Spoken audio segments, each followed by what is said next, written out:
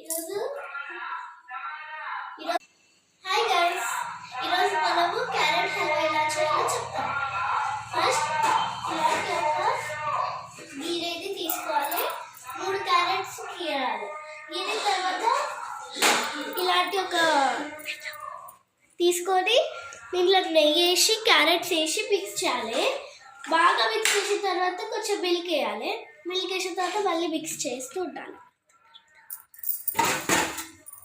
తర్వాత ఇలాచీ పొడి అంటే ఇలాచీని క్రష్ చేయాలి, ఇది ఇట్లా వేయాలి.